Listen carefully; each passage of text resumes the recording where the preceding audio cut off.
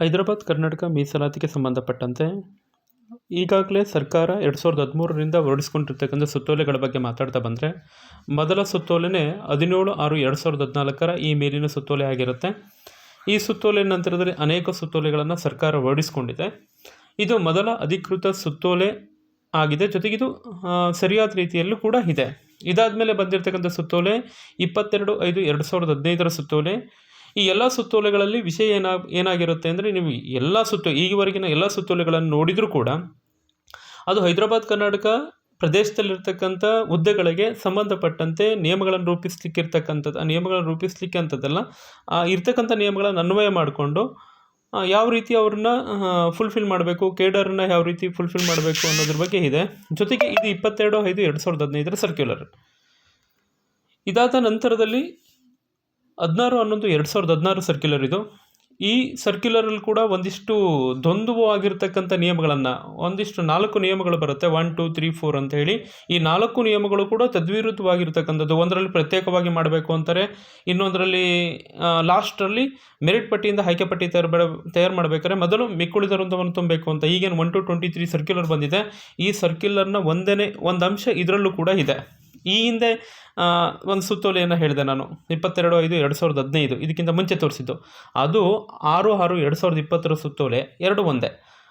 22/5/2015 ಸುತ್ತೋಲೆ, 6/6/2020 ಸುತ್ತೋಲೆ, ಎರಡೂ ಕೂಡ ಒಂದೇ. ಈಗೇನು 16/11/2016 ಸುತ್ತೋಲೆ ಈಗೇನು ನೀವು ನೋಡ್ತಾ ಇದ್ದೀರಿ, ಈ ಸುತ್ತೋಲೆ ಈಗೇನು 1/2/2023 ಸುತ್ತೋಲೆ ಏನಿದೆ, ಈ 4ನೇ ಖಂಡಿಕೆ ಆಧಾರವಾಗಿ ಇರ್ತಕ್ಕಂಥ ಸುತ್ತೋಲೆ.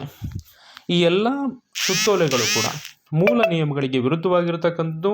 ಎಲ್ಲ ಸುತ್ತೋಲೆಗಳನ್ನು ಕೂಡ ಒಂದಿಷ್ಟು ನಿಯಮಗಳಿಗೆ ವಿರುದ್ಧವಾಗಿ, ಒಂದಿಷ್ಟನ್ನು ಪೂರ್ತಿ ನಿಯಮಗಳಿಗೆ ವಿರುದ್ಧವಾಗಿಯೇ ಇವರು ಜಾರಿ ಮಾಡಿದ್ದಾರೆ, ಸುತ್ತೋಲೆಗಳನ್ನು ಜಾರಿಗೊಳಿಸಿದ್ದಾರೆ. ಇದರಿಂದಾಗಿ ಪ್ರತಿ ನೇಮಕಾತಿಯಲ್ಲೂ ಕೂಡ ಅಭ್ಯರ್ಥಿಗಳಿಗೆ ಅನ್ಯಾಯ ಆಗ್ತಾ ಇದೆ. ನೆಕ್ಸ್ಟು 2019 ಬಂದಿರತಕ್ಕಂಥ ಈ ಸುತ್ತೋಲೆ, ಮಿಕ್ಕುಳಿದ ವೃಂದ ಮತ್ತು ಸ್ಥಳೀಯ ವೃಂದದ ನೇಮಕಾತಿಗೆ ಒಂದೇ ಸ್ಪರ್ಧಾತ್ಮಕ ಪರೀಕ್ಷೆ ನಡೆಸಬೇಕು ಅಂತಕ್ಕಂಥದ್ದು ಈ ಸುತ್ತೋಲೆಯಲ್ಲಿರ್ತಕ್ಕಂಥದ್ದು. ಜೊತೆಗೆ ಆಯ್ಕೆ ಪಟ್ಟಿಗಳನ್ನು ಕೂಡ ಒಂದೇ ಪರೀಕ್ಷೆಯನ್ನು ನಡೆಸಿ ಆಯ್ಕೆ ಪಟ್ಟಿಗಳನ್ನು ಪ್ರತ್ಯೇಕವಾಗಿ ಬಿಡಬೇಕು ಅಂತೇಳಿ ಈ ಒಂದು ಸುತ್ತೋಲೆಯನ್ನು 2019ರಲ್ಲಿ ಜಾರಿಗೊಳಿಸ್ತಾರೆ. ಒಂದೊಂದು ಸುತ್ತೋಲೆಯಲ್ಲೂ ಕೂಡ ಒಂದೊಂದು ನಿಯಮ ಬೇರೆ ಬೇರೆ ರೀತಿಯಲ್ಲಿ. ಇವತ್ತಿಗೂ ಕೂಡ ಅವ್ರಿಗೆ ಯಾವ ರೀತಿ ಇದನ್ನು ಅಪ್ಲೈ ಮಾಡ್ಕೊಳ್ಬೇಕು, ಯಾವ ರೀತಿ ಅನುಷ್ಠಾನ ಮಾಡಬೇಕು ಅಂತ ಇವತ್ತಿಗೂ ದೇವರಾಣೆ ಅವ್ರಿಗೆ ಗೊತ್ತಿಲ್ಲ. ನೆಕ್ಸ್ಟ್ ಬಂದಿರತಕ್ಕಂಥ ಸುತ್ತೋಲೆ 6/6/2020 ಸುತ್ತೋಲೆ. ಈ ಸುತ್ತೋಲೆ ನಾನು ಈಗಾಗಲೇ ಹೇಳಿದಂತೆ 22/5/2015 ಏನು ಸುತ್ತೋಲೆ ಇತ್ತು, ಆ ಸುತ್ತೋಲೆಯನ್ನು ನೀವು ಗಮನಿಸಿ. 22/5/2015 ಸುತ್ತೋಲೆ ಆಪ್ಷನ್ ಕೇಳಬೇಕಾದ್ರೆ 8% 75% ಒಂದು ಕೇಡ್ರ್ ಮಾಡಿದ್ದಾರೆ. 2015ರಲ್ಲೂ ಕೂಡ ಅದೇ ಮಾಡಿದರು. ಇನ್ನು 92% ಮತ್ತು 25% ಒಂದು ಕ್ಲಬ್ ಮಾಡಿ ಇನ್ನೊಂದು ಕೇಡ್ರ್ ಮಾಡಿದ್ದಾರೆ. ಅದು ಆ ಸುತ್ತೋಲೆ ಒಳಗೆ ಗೊತ್ತಾಗುತ್ತೆ. ಯಾಕೆಂದರೆ ಆಪ್ಷನನ್ನು ಆಯ್ಕೆಗಳನ್ನು ಕೇಳಬೇಕಾದ್ರೆ ನೀನು 80% 75%ಗೆ ಹೋಗ್ತೀಯ ಅಂತ ಒಂದು ಕಡೆ ಕೇಳ್ತಾರೆ, ಇನ್ನು ಮಿಕ್ಕುಳಿದ್ರಿಂದ ಅಂತ ಇನ್ನೊಂದು ಆಯ್ಕೆಗಳನ್ನು ಕೇಳ್ತಾರೆ. ಅಂದರೆ ಇಲ್ಲಿ ನೀವು ಅರ್ಥ ಮಾಡ್ಕೊಳ್ತಿರ್ತಕ್ಕಂಥದ್ದು ಎಷ್ಟು 6/6/2020 ಸುತ್ತೋಲೆಯಲ್ಲಿ ಎಷ್ಟು ತಪ್ಪುಗಳಿದೆ ಅಂದರೆ, ಒಂದು ಕಡೆ ಮೊದಲ ಪ್ರಶ್ನೆಯಲ್ಲೇ ಒಂದು ಕೇಡ್ರನ್ನ ಅಥವಾ ಒಂದು ವೃಂದವನ್ನು ಆಯ್ಕೆ ಮಾಡ್ಕೊಂಡ್ಬಿಡ್ತಾರೆ ಹೈದರಾಬಾದ್ ಕರ್ನಾಟಕದ ಅಭ್ಯರ್ಥಿಗಳು. ಆ ಪ್ರತ್ಯೇಕ ನೇಮಕಾತಿ ಉದ್ದೇಶಕ್ಕಾಗಿ ಪ್ರತ್ಯೇಕ ಘಟಕ ಅಂತ ಇರಬೇಕಾದ್ರೆ ಆ ಅಭ್ಯರ್ಥಿ ಒಂದು ಕೇಡ್ರನ್ನ ಆಯ್ಕೆ ಮಾಡ್ಕೊಂಡ್ಮೇಲೆ ಇನ್ನೊಂದು ಪ್ರಶ್ನೆಯಲ್ಲಿ ಇನ್ನೊಂದು ಕೇಡ್ರಲ್ಲಿ ಆಯ್ಕೆ ಮಾಡ್ಕೊಳ್ಳಿಕ್ಕೆ ಹೇಗೆ ಸಾಧ್ಯ? ಇದು ಪ್ರಶ್ನೆ ಆಗುತ್ತೆ. ಮುಂದೆ ಅದಕ್ಕೆ ವಿವರಣೆ ಕೊಡ್ತೀನಂತೆ. 6/6/2020 ಸುತ್ತೋಲೆ ಕೂಡ ಸಂಪೂರ್ಣ ತಪ್ಪಿದೆ. ನಂತರ ಬಂದಿರತಕ್ಕಂಥದ್ದು 1 to 23 ಸರ್ಕ್ಯುಲರ್. ಈಗೇನು ಅಭ್ಯರ್ಥಿಗಳು ಈ ಸರ್ಕ್ಯುಲರ್ನ ಇಂದ ತುಂಬ ಬಾಧಿತರಾಗಿ ಸಮಸ್ಯೆಗಳನ್ನು ಅನುಭವಿಸ್ತಿದ್ದಾರೆ.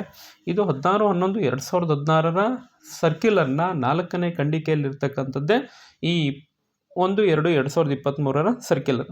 ನೋಡಿ, 16/11/2016 ಸರ್ಕ್ಯುಲರ್ ತಂದ ಮೇಲೆ ಆ ಸರ್ಕ್ಯುಲರ್ಲಿರ್ತಕ್ಕಂಥ 4ನೇ ಖಂಡಿಕೆಯನ್ನು 2019 ಕೇಸ್ನಲ್ಲಿ ಕರ್ನಾಟಕ ಆಡಳಿತ ನ್ಯಾಯಮಂಡಳಿ ಅದು ತಪ್ಪು, ಇದು ಆಕ್ಟನ್ ರೂಲಿಗೆ ವೈಡ್ ಇದೆ ಅಂತೇಳಿ ಒಂದು ಜಡ್ಮೆಂಟಲ್ಲಿ 2021ರಲ್ಲೇ ಅದು ತಪ್ಪು, ಅದು ಕಾನ್ಸ್ಟಿಟ್ಯೂಷನ್ಲಿ ಕೂಡ ರಾಂಗ್ ಇದೆ, ಜೊತೆಗಿದು ಮೂಲ ನಿಯಮಗಳಿಗೆ ವಿರುದ್ಧವಾಗಿದೆ ಅಂತ ಹೇಳಿ KET ಜಡ್ಮೆಂಟನ್ನು ಕೊಟ್ಟಿದೆ.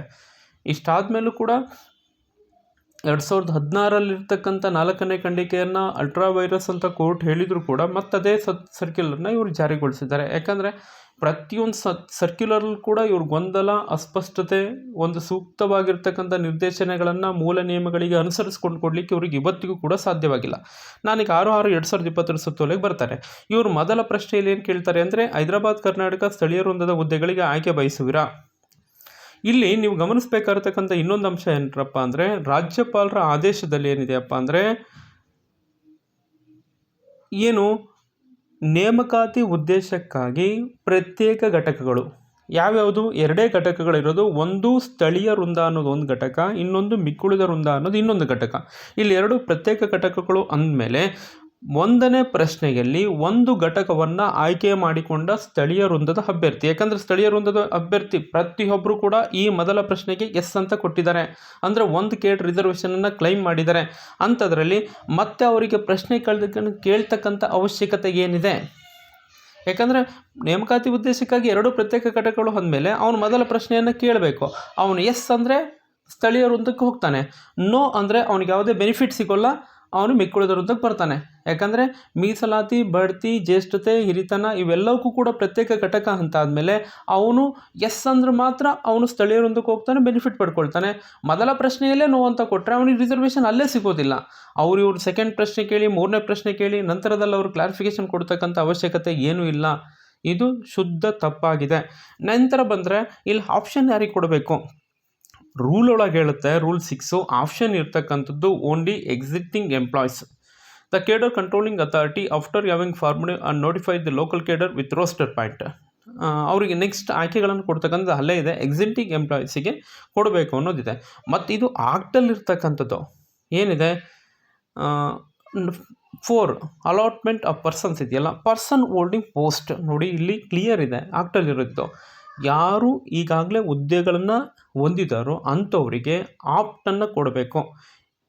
The local person may be given opportunity to opt for being allotted to the local cadre.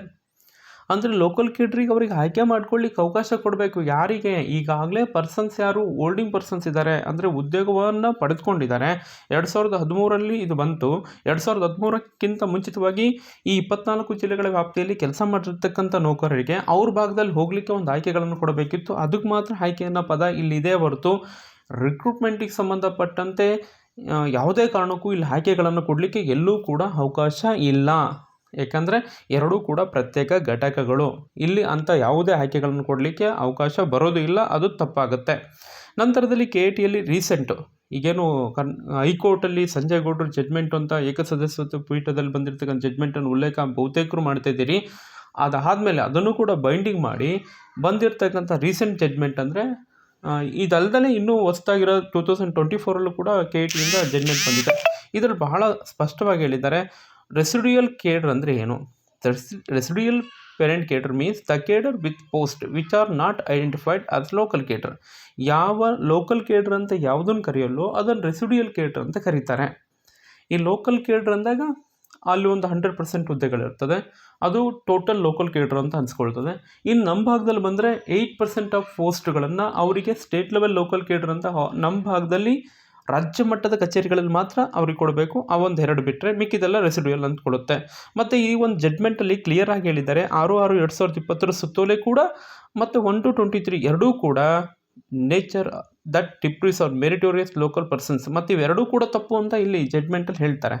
6/6/2020 ಸುತ್ತೋಲೆ ಮತ್ತು 1-2/2023 ಸುತ್ತೋಲೆ ಎರಡೂ ಕೂಡ ತಪ್ಪು ಅಂತ ಹೇಳ್ತಾರೆ. ಯಾಕೆ?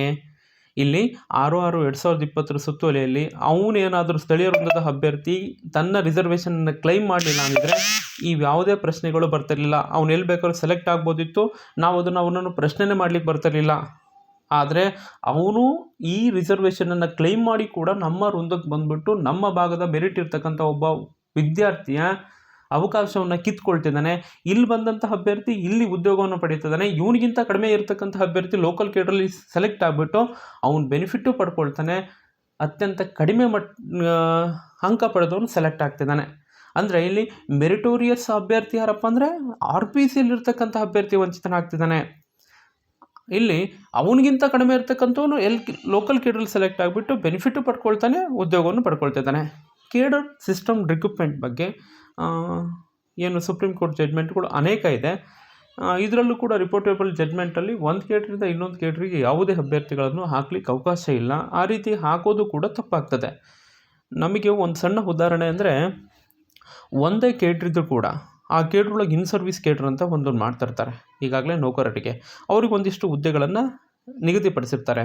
ನೆನಪಿರಲಿ, ಆ ಎಷ್ಟು ಹುದ್ದೆಗಳನ್ನು ತುಂಬಬೇಕು ಅಷ್ಟೇ ಹುದ್ದೆಗಳನ್ನು ತುಂಬ್ತಾರೆ ಹೊರತು ಅದಕ್ಕಿಂತ ಒಂದು ಎಕ್ಸೆಸ್ ಆಗಿ ಅವನು ಇನ್ ಸರ್ವಿಸ್ ಕೇಟ್ರಲ್ಲಿರ್ತಕ್ಕಂಥ ಅಭ್ಯರ್ಥಿ ಹೈಯೆಸ್ಟ್ ಮಾರ್ಕ್ಸ್ ತಗೊಂಡಿದ್ದಾನೆ, ಇಡೀ ಕರ್ನಾಟಕಕ್ಕೆ ನಂಬರ್ 1 ಫಸ್ಟ್ ರ್ಯಾಂಕ್ ಅವನದೇ ಅಂದರೂ ಕೂಡ ಅವನಂತ ಜನರಲ್ ಮೆರಿಟಲ್ಲಿ ತುಂಬಲ್ಲ, ಅವನು ಇನ್ ಸರ್ವಿಸಲ್ಲೇ ತುಂಬ್ತಾರೆ. ಕಾರಣ ಆ ಇನ್ ಸರ್ವಿಸ್ ಕೇಡ್ರ್ ಅನ್ನೋದು ಸಪ್ರೇಟ್.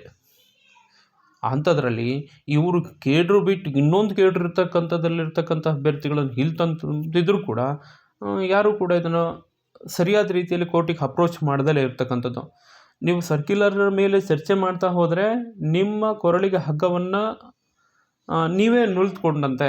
ಯಾಕಂದರೆ ಸರ್ಕ್ಯುಲರ್ ಈಸ್ ನಮಗೆ ಒಂಥರ ಪಾಯ್ಸನ್ ಇದ್ದಂಗೆ ಸರ್ಕ್ಯುಲರ್ಸ್ ಎಲ್ಲ. ಯಾಕಂದರೆ ಎಲ್ಲ ಸರ್ಕ್ಯುಲರ್ ಕೂಡ ನಮಗೆ ತಪ್ಪಿರೋದ್ರಿಂದ ಅವುಗಳನ್ನ ನಾವು ಪಾಯ್ಸನ್ ಅಂತಲೇ ಟ್ರೀಟ್ ಮಾಡಬೇಕು.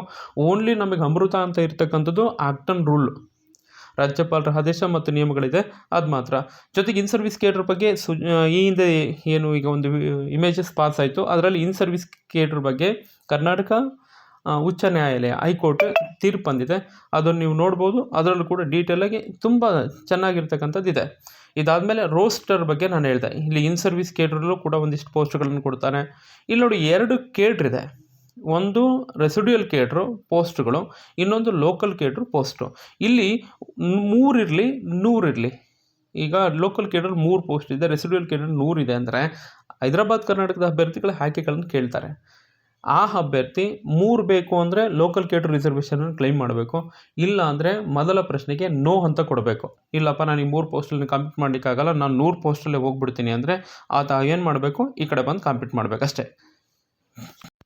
ಇಲ್ಲಿ ಪ್ರಶ್ನೆಗಳನ್ನು ಕೇಳಬೇಕಾದ್ರೆ ಯಾವುದೇ ಕಾರಣಕ್ಕೂ ಕೂಡ ಈ ರೀತಿ 3 ಪ್ರಶ್ನೆಗಳನ್ನು ಕೇಳಬಾರ್ದು. ಮೊದಲ ಪ್ರಶ್ನೆಗೆ ಸ್ಟಿಕ್ಕನ್ ಆಗಬೇಕು. ಆಕ್ಟನ್ ರೂಲ್ ಪ್ರಕಾರ ಹೈದರಾಬಾದ್ ಕರ್ನಾಟಕ ಸ್ಥಳೀಯ ವೃಂದದ ಹುದ್ದೆಗಳಿಗೆ ಆಯ್ಕೆ ಬಯಸುವೆಯಾ, ಇದೊಂದೇ ಪ್ರಶ್ನೆಯನ್ನು ಆಕ್ಟನ್ ರೂಲ್ ಪ್ರಕಾರ ಸ್ಥಳೀಯ ವೃಂದದ ಅಭ್ಯರ್ಥಿಗಳಿಗೆ ಕೇಳಬೇಕು. ಅವನೇನಾದರೂ ಎಸ್ ಅಂತ ಕೊಟ್ಟರೆ ಅವನು ಸ್ಥಳೀಯ ವೃಂದದಲ್ಲಿರತಕ್ಕಂಥ ಹುದ್ದೆಗಳಿಗೆ ಆ ಕೇಡ್ರ್ ರಿಸರ್ವೇಷನ್ ಪ್ರಕಾರ ಹೋಗ್ತಾನೆ. ನೋ ಅಂತ ಕೊಟ್ಟರೆ ಮಾತ್ರ ಇಲ್ಲಿಗೆ ಬರ್ತಾನೆ, ನಮ್ಮ ಒಂದು ರೆಸಿಡ್ಯೂಯಲ್ ಕೇಡ್ರಿಗೆ ಬರ್ತಾನೆ. ಇದನ್ನು ನಾವು ಹೇಳ್ತಾ ಇಲ್ಲ. 2013 ಇವರೇ ರಚಿಸಿರ್ತಕ್ಕಂಥ FAQ frequently asked question number 38 ಸ್ಪಷ್ಟವಾಗಿ ಹೇಳಿದ್ದಾರೆ. ಅದ್ರ ಜೊತೆಗೆ ಆಕ್ಟನ್ ರೂಲಲ್ಲಿ ಕೂಡ ಸ್ಪಷ್ಟವಾಗಿದೆ.